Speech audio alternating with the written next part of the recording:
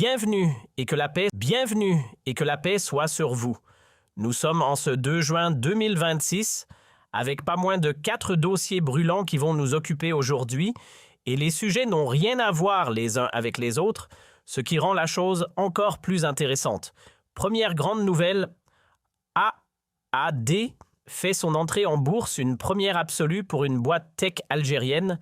L'histoire financière du pays vient de tourner une page. On enchaîne avec Sonatrach qui signe un 4e mois d'affilée en hausse. Sur ses livraisons vers l'Europe, les statistiques parlent d'elles-mêmes. Côté football, Petković a rendu sa copie hier, la liste des Fennecs pour la Coupe du Monde.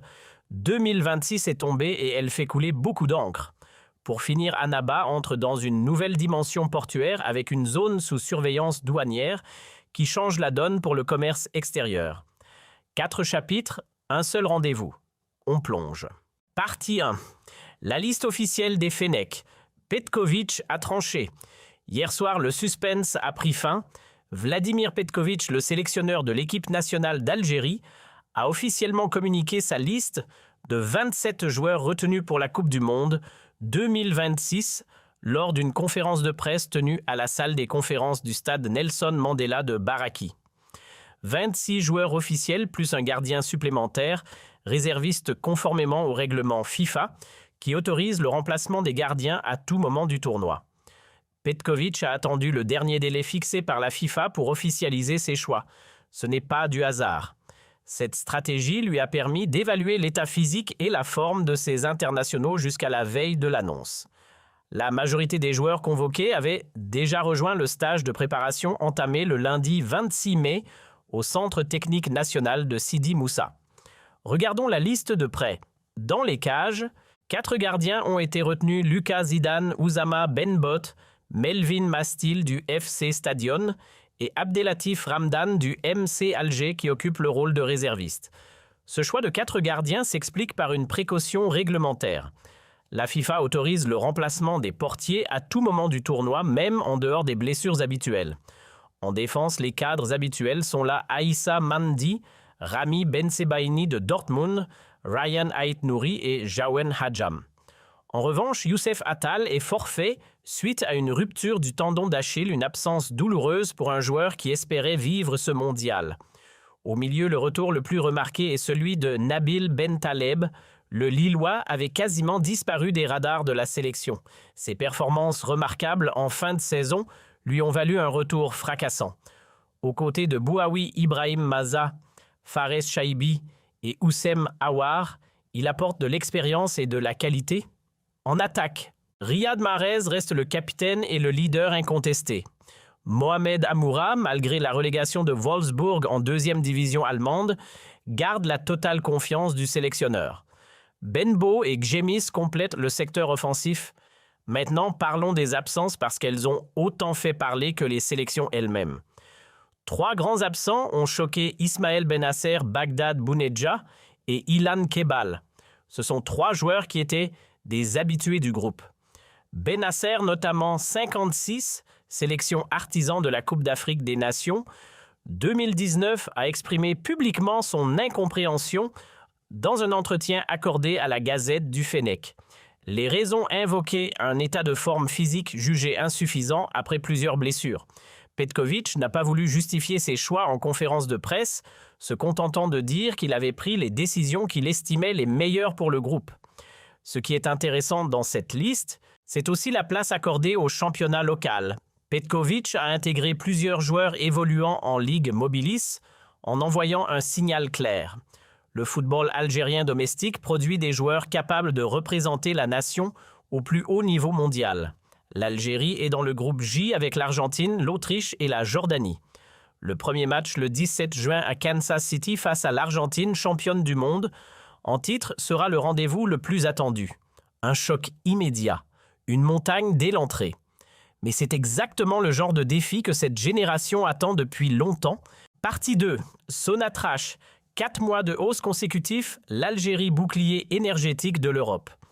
La deuxième actualité de ce 2 juin est une confirmation en chiffres de la puissance énergétique algérienne et les données sont vraiment impressionnantes.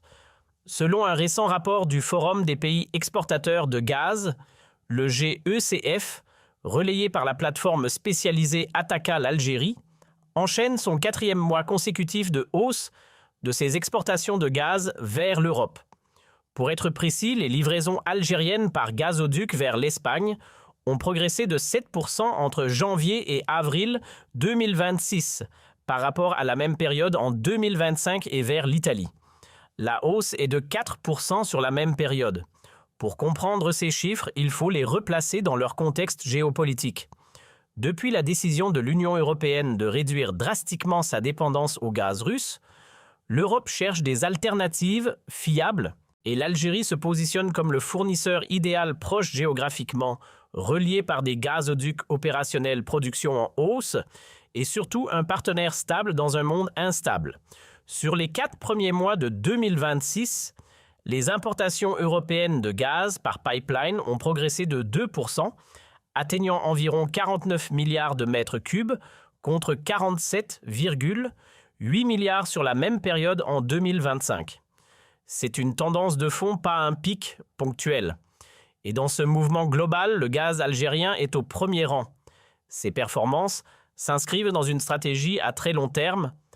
Fin février 2026, Sonatrach avait annoncé un plan d'investissement massif de 60 milliards de dollars pour la période 2026 à 2030. L'objectif affiché est ambitieux, doubler la production de gaz naturel à l'horizon 2030 pour atteindre près de 200 milliards de mètres cubes par an contre environ 100 milliards actuellement. Si cet objectif est tenu, l'Algérie intégrerait le cercle restreint des 5 premiers producteurs mondiaux de gaz naturel. Dans le même mouvement, l'Algeria Bid Round 2026 a été lancé. C'est un appel d'offres international portant sur 7 blocs d'exploration ouverts aux compagnies étrangères. Ces 7 périmètres couvrent des bassins cumulant 8,63 milliards de mètres cubes de ressources gazières et 19 milliards de mètres cubes de réserves déjà découvertes. Les analystes voient dans cet appel d'offres un signal d'ouverture historique pour l'exploration algérienne. Un chiffre donne la mesure de l'importance de Sonatrach pour l'économie nationale. Le groupe assure plus de 90% des recettes en devises du pays. Considérable. Et c'est aussi la raison pour laquelle la diversification économique reste un impératif stratégique. Car si le gaz reste le moteur, la machine algérienne ne peut pas rouler sur un seul cylindre indéfiniment. Ce qu'on peut dire avec certitude aujourd'hui, c'est que l'Algérie est devenue un acteur énergétique incontournable pour l'Europe. Pas seulement un fournisseur parmi d'autres, mais un partenaire stratégique dont l'Europe a besoin pour traverser sa transition énergétique sans rupture d'approvisionnement. Partie 3. En bourse. Une première historique pour la tech algérienne. La troisième actualité de ce jour est celle que les acteurs de l'écosystème numérique algérien attendaient depuis longtemps. Depuis ce juin 2026, une entreprise technologique algérienne est officiellement cotée en bourse. ADSPA, spécialisée dans l'ingénierie logicielle, a ouvert sa souscription à la bourse d'Alger. La COSOB, la Commission d'organisation et de surveillance des opérations de bourse, avait validé cette entrée dès le 15 avril 2026. Et ce juin, la période de souscription a officiellement démarré. Elle durera jusqu'au 30 juin 2026. Regardons les chiffres concrets. AAD émet 1 250 000 actions nouvelles, représentant 20% de son capital. Le prix par action est fixé à 800 dinars algériens. La souscription minimale est de 10 actions, soit 8000 dinars, ce qui est volontairement accessible pour permettre au plus grand nombre d'Algériens de participer. L'objectif est de lever environ 1 milliard de dinars, soit une augmentation de capital de 25%. Mais qui est AAD ? Une société fondée en 2009 par Mohamed Lamine Belbachir. Elle est spécialisée dans l'ingénierie logicielle et gère des solutions numériques pour de grandes institutions, Sonatrach, le ministère de la Défense et d'autres entités gouvernementales. C'est ce qui en fait une société à part dans l'écosystème tech algérien. Elle n'est pas une start-up en phase de démarrage cherchant ses premiers clients. Elle dispose déjà en contrat signé de 80% de son chiffre d'affaires projeté. C'est une entreprise installée avec des clients institutionnels de premier rang qui cherchent à financer sa croissance via la bourse. L'offre est structurée en 3 catégories pour diversifier la base actionnariale. La première catégorie est réservée aux personnes physiques résidentes en Algérie. La deuxième cible, les institutionnels algériens. La troisième est ouverte à la diaspora et aux investisseurs étrangers, un équilibre pensé pour créer un actionnariat diversifié. Ce qui rend cette introduction en bourse particulièrement symbolique, c'est son rendement annoncé.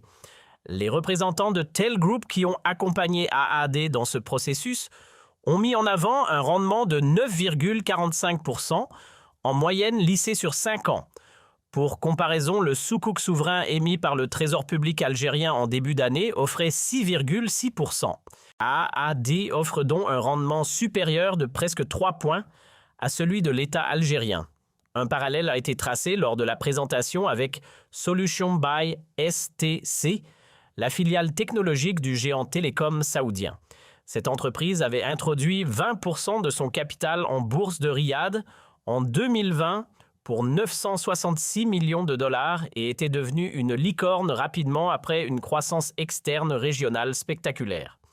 C'est le destin qu'on entrevoit pour AAD si elle exécute bien sa stratégie de développement. La faiblesse reconnue de cette introduction en bourse, c'est l'illiquidité du marché secondaire. La bourse d'Alger souffre depuis 30 ans d'un problème chronique. Les titres sont peu échangés après leur introduction, ce qui signifie qu'un actionnaire qui veut revendre ses actions peut avoir du mal à trouver acheteur. C'est un défi structurel que la bourse d'Alger doit résoudre pour devenir un outil de financement réel de l'économie. Mais malgré cette limite, l'entrée d'AAD reste un signal historique. Pour la première fois, une entreprise purement technologique algérienne s'ouvre au public via les marchés financiers. C'est une porte qui s'ouvre pour d'autres petites et moyennes entreprises numériques qui hésitaient encore à franchir le pas. Partie 4. Le port d'Annaba franchit un cap stratégique. La 4e actualité de ce 2 juin nous emmène dans l'Est algérien à Annaba, où l'entreprise portuaire d'Annaba vient de franchir une étape importante dans sa mutation stratégique. L'entreprise portuaire d'Annaba a annoncé le lancement simultané de 2 initiatives majeures, l'ouverture d'une nouvelle zone extraportuaire sous contrôle douanier et le déploiement d'une application numérique dédiée à la gestion portuaire. Commençons par la zone extraportuaire.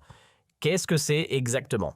C'est une zone logistique qui se situe en dehors du périmètre physique du port lui-même, mais qui reste sous contrôle des douanes.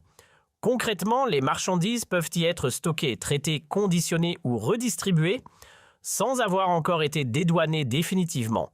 C'est ce qu'on appelle une zone franche ou une zone sous douane. Pour les importateurs et exportateurs, c'est un outil de flexibilité logistique majeur. Ils peuvent organiser leur chaîne d'approvisionnement plus efficacement, réduire les délais d'attente dans le port et optimiser leurs coûts de stockage. Cette zone extraportuaire d'Annaba s'inscrit dans la vision plus large du gouvernement algérien qui a engagé un plan de 10 milliards de dollars sur 10 ans pour moderniser les infrastructures maritimes nationales. Le port d'Annaba, avec sa position géographique dans le nord-est du pays, est une porte d'entrée stratégique pour le commerce avec l'Italie, la Grèce et l'ensemble du bassin méditerranéen oriental. Le port d'Annaba joue aussi un rôle clé dans les exportations nationales. L'entreprise portuaire d'Annaba a récemment souligné le renforcement de la dynamique des exportations nationales via ses installations.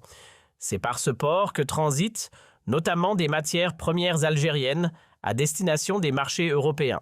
La deuxième initiative, l'application numérique, est tout aussi importante. Elle vise à dématérialiser les procédures portuaires.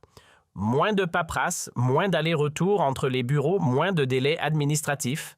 Un capitaine de navire, un transitaire ou un importateur pourra suivre en temps réel l'état de ses marchandises, obtenir ses documents et accomplir ses formalités depuis un smartphone. Ces 2 initiatives du port d'Annaba confirment une tendance nationale. L'Algérie modernise ses infrastructures physiques et numériques simultanément. Ce n'est plus l'un ou l'autre, c'est les 2 en même temps et c'est exactement la bonne approche pour construire une économie compétitive au XXIe siècle. Voilà le bilan de ce 2 juin 2026. Une journée dense et riche en signaux positifs pour l'Algérie. Les Fennecs ont leur liste pour le mondial 2026, 27 joueurs dont 26 officiels retenus par Petkovic.